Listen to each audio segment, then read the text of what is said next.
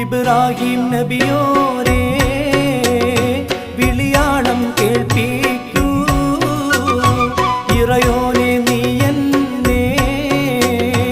മക്കത്തേക്കെത്തിക്കൂ